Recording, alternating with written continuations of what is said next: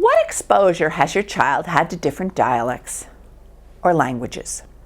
So this is what we call the language acquisitional history, right? So that aunt who came from Romania, if you say what exposure, and the mom, you're talking to the mom speaks English fluently, okay, we'll only talk to the mom. The mom says, oh, I use English all the time with him. Oh, but why doesn't he know English? What's wrong with this child? Or we start speaking Romanian, and the Romanian is not that good, and the English isn't that good. Why is that? He must have a disability? No. Then we find out from the language acquisitional history why. Or I call it in my reports the language, dialect, background, and use. But you can call it the language, dialect, acquisitional history. But it'll give you all the information on the things we've talked about under second language acquisition. You can't just ask any of these questions. You can't just ask them. I ask you to think about being a detective. So you're trying to figure out, does this child have a disability? What's going on with this child? And so when you ask these questions, you want to have follow-up questions. We're going to look at that in a minute. So here's an example of a real life example of a boy, Mexican boy, 2-year, 10-month-old. And the language background and use section says, only Spanish is spoken at home. He did not respond to English. He and his mother are monolingual Spanish speakers, and they speak the standard Mexican dialect of Spanish. So this is not a bilingual evaluation. It's an evaluation of a monolingual Spanish child. Critical question 2, what is the highest educational level of the mother or the primary caregiver? Why? Research shows that a child's vocabulary and literacy achievement is positively correlated with his or her mother's educational level. So if the mom has a high educational level, that child is going to tend to have high vocabulary and literacy skills. If the mom has a low educational level, it tends to correlate very strongly. So we have some research, fairly recent, 2011, it's recent research, by Pruitt, Oetting, and Hegarty, that says the mother's educational level corresponds to socioeconomic status, and socioeconomic status corresponds to performance on vocabulary, language, full-scale IQs, and vocabulary IQs, and verbal IQs, sorry, full-scale IQs and verbal IQ tests. So if you are going to identify a child using vocabulary tests, language tests, full-scale IQ, and verbal IQ, don't even bother to buy the test. Just ask the parent for their tax forms or if the child qualifies for various programs that are only service children from low-income families. I'm being facetious, but without making that determination, without bringing that, knowing this information, which is, I gave you a 2011 site, but this has been information we've known at least since the late 1990s. Have there been any changes in the family structure recently?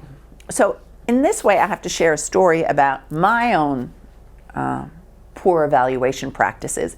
When I got my master's, which was a while ago, I was a bilingual SLP in Spanish, and I was working in a clinic, and they brought this little 2.5-year-old, and at that point, I just did standardized tests, and they were mostly translated into Spanish, and the child just sat there. Back then, you gave all kinds of labels to the child. That was what you did, and I think I labeled him mentally retarded, which was the label back then. Childhood aphasia, which is what we call specific language impairment, but back then it was called childhood aphasia. I think I might have mentioned that he might have some social problems, and I wrote the evaluation. I thought I was a genius writing this up, and then the family or the agency that brought him to the place where I was doing the evaluation said, do you know, this child actually has his father just died 2 months before you saw him for the evaluation. So I felt, what an idiot I am, that I didn't know that incredibly important, the most important information about this child. Why wasn't he responding? Why wasn't he doing his thing? Because his father had just died. And so part of my critical question, number 3, is, have there been any major significant changes in the family structure? And it could be a death of a family member, could be a birth of a sibling, a death in the family, a serious illness, or divorce. Could also be losing one's home, moving from shelter to shelter to shelter to shelter, or moving to a shelter, and the kind of danger and risk that brings to a family that then is felt by the child. And why aren't they telling us these wonderful stories, or why aren't they responding to us? It's our job as the evaluator to figure out why. And it might be something as tragic and simple as the child's father had died 2 months before, and I never bothered to ask. So here's a real life example. 2-year, 10-month-old. You're looking at the same 2-year, 10-month-old Mexican boy. He lives with his mother and 14-month-old sister. His parents are separated, but his father visits approximately 2 times a week, which says there's a good connection with the father. His mother completed 6th grade and his father graduated from high school in Mexico. Both parents immigrated 2 years ago. Now, his mother finished 6th grade and his father graduated from high school. Here in the United States, high school graduate, it's something. But in Mexico, high school graduate is a very high level of education. It's not as high as a bachelor's degree, but it's a solid education.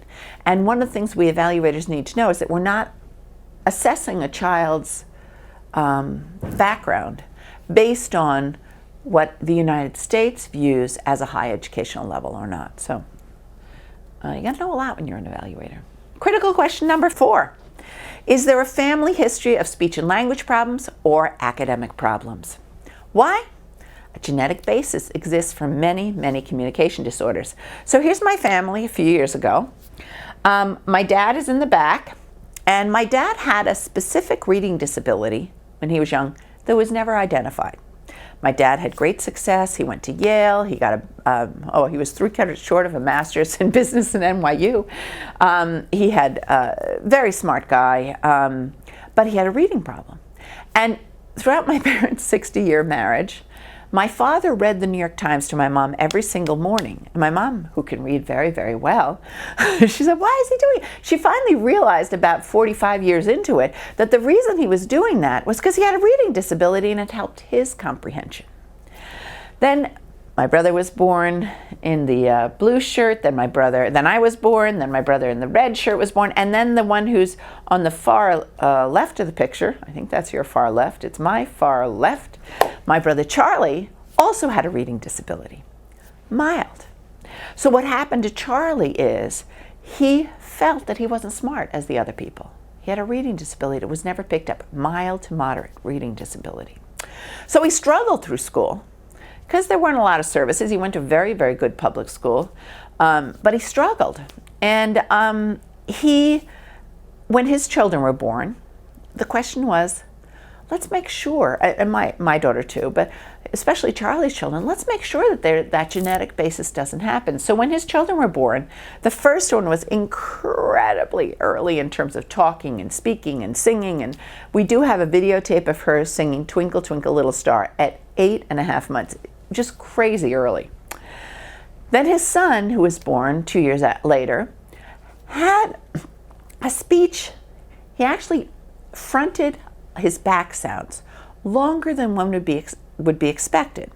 So I was always Aunt Tate instead of Aunt Kate, and it was pervasive, and it lasted till he was about 3.5.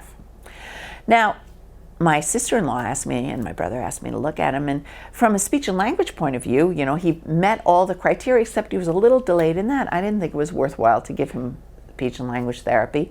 He seemed about the same as his boy peers, not as the girl peers, but as the boy peers.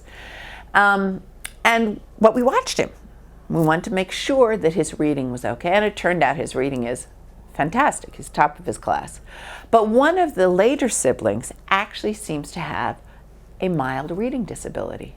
Because they've been aware of it, she didn't have to go through the feeling of she's behind or she's not as smart as the other kids. My brother Charlie and my niece are probably the smartest in the family, but my brother Charlie struggled for a long time with that feeling that he wasn't, because his mild reading disability was not picked up. That's my family. My daughter is in the blue shirt with the one-shouldered blue shirt. She's now 17. So what about this boy, our 2-year, 10-month-old Mexican boy? Family background. According to the mother, her sister did not talk or walk until she was 6 years old. It's very late. No one in her family knew why. Other than this sister, there was no history of speech and language problems or academic problems in either the mother's or father's family. So here we have this sibling. I wasn't as worried about this with this particular boy because this boy had no motor problems. The mom said she couldn't walk or talk. So I wasn't worried about it. By the way, this was also a very reliable mom. She was very, very good. And most moms are going to be reliable. Sometimes they're not, but you want to put that in your evaluation as well. This one was extremely reliable.